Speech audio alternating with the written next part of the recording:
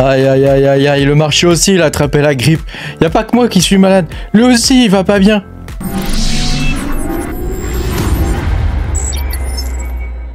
Bonjour les amis, je suis très content de vous retrouver aujourd'hui pour cette nouvelle vidéo où on va parler un peu de ce qui se passe sur les marchés, où on en est, qu'est-ce qui va nous arriver, est-ce qu'on va tous mourir? Bah oui, hein, est-ce qu'on va tous crever? Pense à mettre un petit pouce bleu et à t'abonner à la chaîne si t'es pas abonné. Voilà, je te rappelle que tu peux me soutenir en allant sur patreon.com/makertournique, tu pourras mes vidéos en avance. Bon bah moi c'est officiel, ça fait une semaine que j'ai cette foutue grippe là, ça veut pas passer, c'est une vraie saloperie, ma fille s'est tapée une pneumonie, enfin bon, c'est la totale, cette grippe elle est horrible quoi, donc ne l'attrape pas. C'est comme les marchés, tu vois, il faut pas l'attraper. Ah, regarde-moi tout ça, là, tout ce rouge là. Donc bon, il y en a qui n'ont pas connu tout ça, mais moi ça me fait rien en vrai de voir tout ça. Tu vois tous ces marchés en rouge, etc. Bon, il y a toujours des raisons.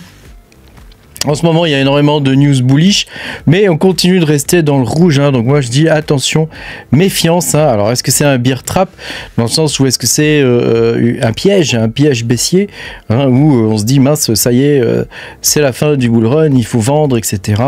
Donc d'expérience, tu sais, le bull run, ça dure pas 2 mois. Enfin, c'est un petit peu plus long que ça, quoi. Alors, si on regarde au niveau de Bitcoin, bah là, tu vois, on est dans un range bien chiant. Donc là tu vois c'est bon, on est reparti pour un range à la con.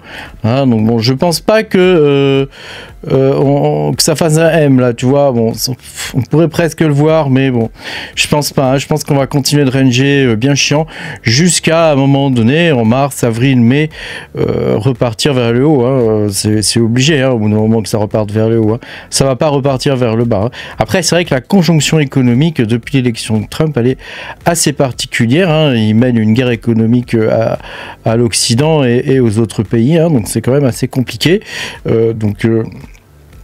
À voir ce que ça va donner. En tout cas, faut espérer que la situation va s'apaiser, qu'ils vont trouver des accords internationaux, etc.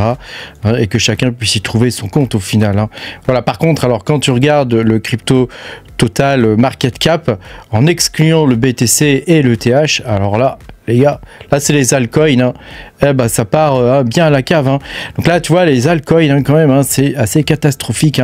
Donc c'est un bull run particulier, il y a plus de 40 millions d'altcoins.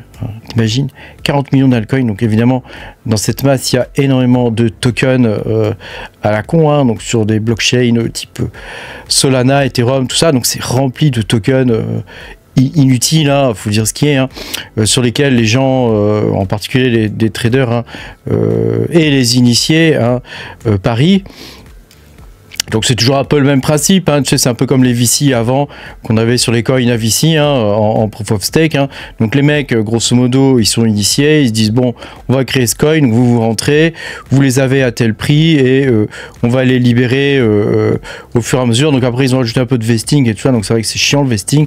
Du coup les mecs ils font ça direct maintenant sur des mêmes coins débiles. Donc voilà, c'est comme ça que ça se passe. Donc on est loin de la philosophie des crypto-monnaies qu'on pouvait avoir au départ, avec le proof of work et un lancement faire, c'est-à-dire que tout le monde démarre avec les mêmes chances.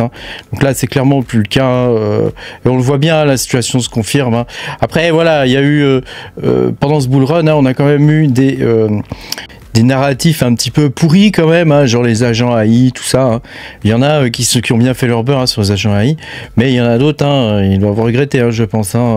Donc tu vois, on a eu des narratifs un peu particuliers qui n'intéressent pas le Kidam, quoi. Je veux dire, les agents AI, faut vraiment s'y intéresser, tout ça, être du milieu.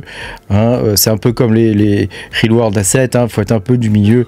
Le Kidam qui vient, il achète du Bitcoin, après il se dit tiens, je vais acheter quoi, et il regarde un peu ce qu'il y a dans le top 100, mais ils regardent pas trop ces trucs là en vrai.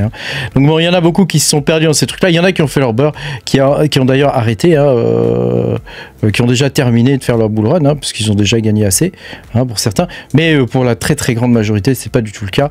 On a été assez surpris avec ce bull run là, c'est vrai que c'est pas terrible. Pourtant les news continuent d'être bonnes, tu vois, Solana, l'ETF devrait arriver en février. Et puis évidemment, tu sais, la crypto, c'est comme pour tout le reste, il y a tout un monde de chacals qui profitent de l'aubaine. Et on va parler de Kaspa d'ailleurs là-dessus. Ils profitent de l'aubaine. Alors on a vu que Binance, visiblement, comme on dit, l'occasion fait le larron. Hein. Binance a fait pas mal de mouvements hein, vers des market makers, dont celui-ci, Wintermute. Bon. Donc tu vois, ils expliquent ici hein, qu'il a de Binance ont déplacé à peu près 100 millions en crypto hein, vers Wintermute. Hein. Wintermute, c'est un market maker. Hein. Donc évidemment, la technique, hein, c'est de vendre, tu vois, les coins hein, pour les faire baisser et en même temps à côté de short. Hein, donc tu vois, bon voilà, c'est des trucs comme ça. Hein. Et puis évidemment sur Kaspa, hein, bah voilà, sur Kaspa subit. Alors il y a toutes sortes de théories sur Kaspa. Hein. Il y en a qui disent que c'est MXC qui fait joujou.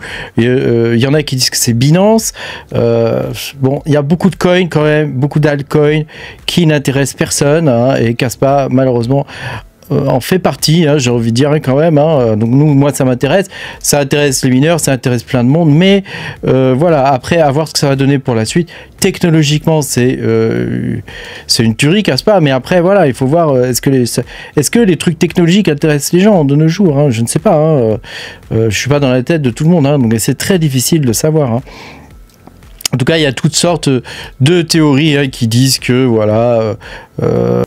Binance a fait des murs de vente hein, pour vous faire peur. Hein, et puis d'un autre côté, ils ont accumulé du spot, hein, tu vois, donc tranquillou. Donc bon, moi je trouve bon, je sais pas trop si ça tient la route ce genre de théorie. Hein.